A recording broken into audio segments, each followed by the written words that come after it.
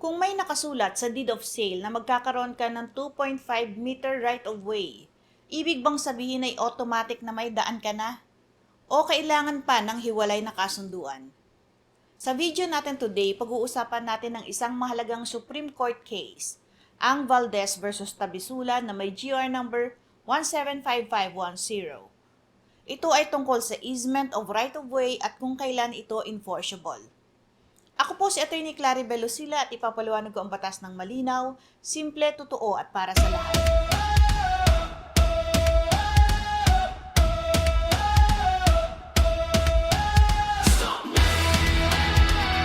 Taong 2021, binago ng Korte Suprema.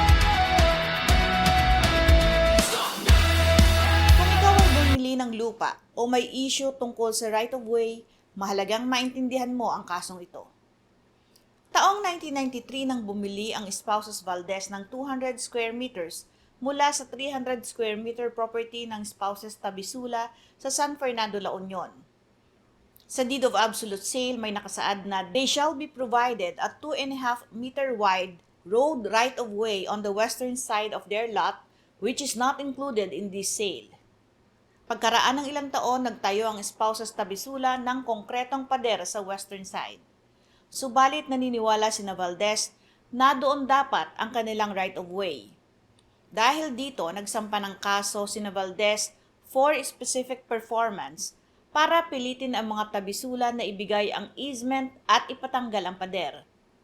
Ang pangunahing tanong, ang provision ba sa deed ay automatic na grant ng right of way? May karapatan ba ang buyer sa legal o compulsory easement? Dito po pumapasok ang konsepto ng easement sa ilalim ng Civil Code. Ayon sa Supreme Court, una, ang nakasulat sa deed ay hindi automatic grant ng easement dahil malinaw sa dokumento na ang right of way ay not included in this sale. Ibig sabihin, kailangan pa ng hiwalay na kasunduan. Pangalawa, hindi rin sila entitled sa legal easement sa ilalim ng Article 6.9 ng Civil Code. Para magkaroon ng compulsory right of way, kailangang landlocked ang property. Ibig sabihin, ang property na nabili ng mga Valdez ay napapalibutan ng mga immovable properties o buildings at wala silang daan patungo sa public highway o walang adequate outlet sa public road. Ang isolation nila o ng mga Valdez ay hindi dahil sa kanilang dominant estate. May bayad na indemnity sa servient estate o sa property ng mga Tabisula. At least prejudicial ang daan sa servient estate. Sa kasong ito napatunayan na may access ang Valdez sa dalawang public roads dahil sila ang may-ari ng dalawa pang properties na katabi ng nabili nilang lupa sa mga Tabisula. Kaya hindi sila landlocked.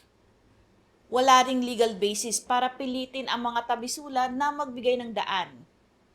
Interestingly, ang Regional Trial Court at Court of Appeals ay nag-award ng moral at exemplary damages sa Tabisula. Pero sinabi ng Supreme Court, walang sapat na ebidensya ng bad faith o malis mula sa Valdez.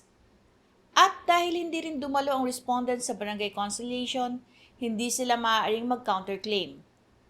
Kaya binaligtad ng Supreme Court ang award ng damages. Ang mga aral sa kasong ito, hindi po lahat ng nakasulat sa deed ay automatically enforceable. Ang right of way ay dapat malinaw at hiwalay na kasunduan kung voluntary. Hindi ka entitled sa compulsory easement kung may access ka naman sa public road. At dapat basahing mabuti ang deed o ang kasulatan, lalo na ang fine print nito. Kung may natutunan kayo tungkol sa easement at right of way, i-like at i-share ang video na to. Mag-subscribe para sa mas marami pang malinaw at practical na legal guides tungkol sa lupa at ari-arian sa Pilipinas. Patuloy po kayong manood, magtanong at matuto ng tungkol sa batas. Magandang araw po, ako si Atty. Claribel Lucila.